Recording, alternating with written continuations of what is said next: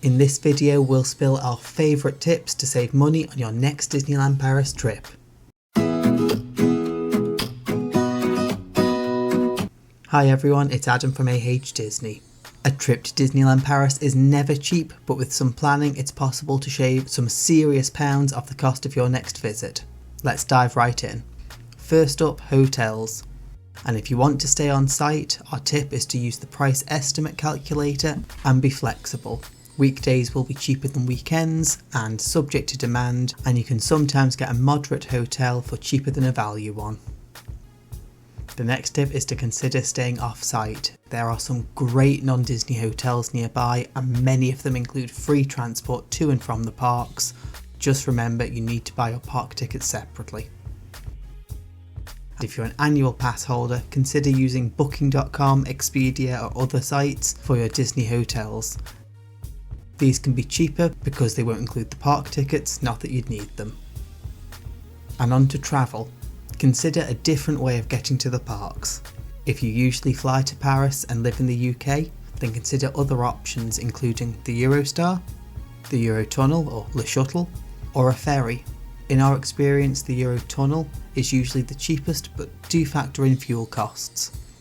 As another bonus, if you shop in Tesco, you can use your club card points to get vouchers for 2 times the value of those points. So you can exchange these for double their value towards P&O ferries and also the Eurotunnel.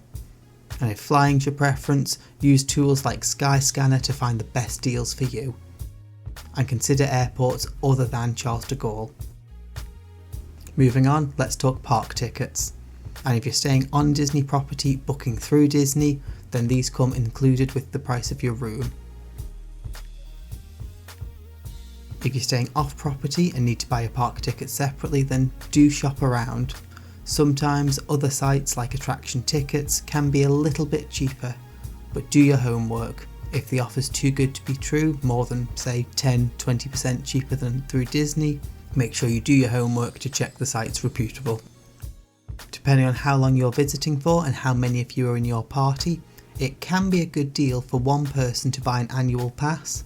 The silver or gold annual pass will give you between 10 and 15% off all food and merchandise, and if you're a family, that's 10 to 15% off the whole table's food bill. Buying the pass would be more expensive than a few days of park tickets outright, but it is worth crunching the numbers.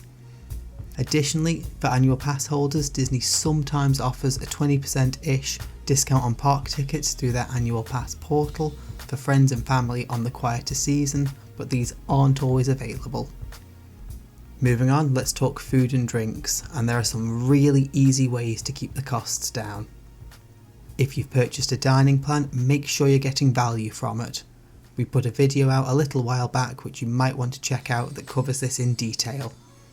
If you're travelling by car, consider bringing drinks and snacks with you. The savings from doing this can really add up, with bottles of water or a can of pop costing anywhere from €3 to €4 in the park, so buying these and bringing them with you is a big cost saving.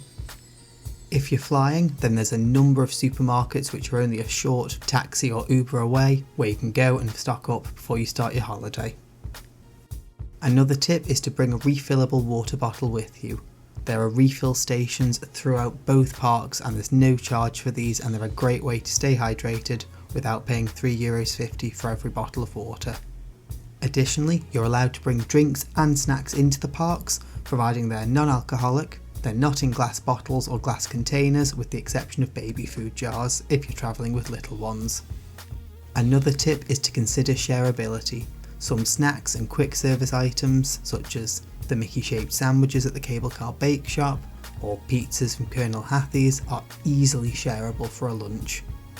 And our final tip, if you're visiting during the Rendezvous Gourmand or the Livre Gourmand, the summer and winter food festivals, check out the menus or YouTube reviews before your trip to ensure you're picking the best snacks for your cash.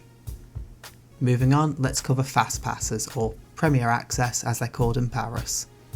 Disney has 2 options, a pay for each individual ride ranging from €5 to €20 per person, and an ultimate ticket that lets you ride everything once for anywhere from €150 to €300 per person.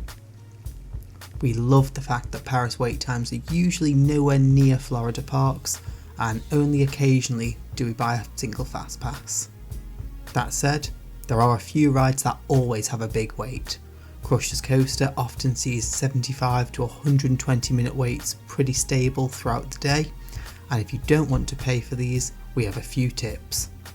The first is if you're staying on Disney property, take advantage of that extra magic hour. It's usually 8:30 to 9:30 AM, where Disney hotel guests can access the park before the rest of the day guests. Pick the bigger rides like Big Thunder, Crushers, Web Slingers and Tower of Terror. If you're staying off property, then our top tip is to stay until closing time. If it says the parks close at 9 PM, then you can enter the ride queue 1 to 2 minutes before then, and even if it's a 30-40 minute wait, you'll still get to ride that ride. Additionally, we usually find wait times end up inflated. We've joined Big Thunder 15 minutes before closing time, with a wait time on the board of 40 minutes. We've ridden it in 10 minutes, raced back round and ridden it a second time, and then caught the second half of the fireworks show. Another tip is to use the app. Wait times fluctuate, and if a ride goes down and they clear the queue out, when it comes back up, you might want to shift yourself and get into that ride before the queue refills. If you're visiting the parks for a few days outside of the ultra peak season, you can comfortably ride everything. See shows, snack your way around the parks and get everything you'll want to do done. And on the subject of shows, we recently put out a separate video on whether or not paying for reserved show areas are worth it, and we've included a few tips in that video which you might find useful. And that's another video done. If you have a top tip that we didn't mention, please put it in the comments below. And if you like this content, please subscribe, like and hit that notification button for more. This is Adam, and until next time, just keep swimming.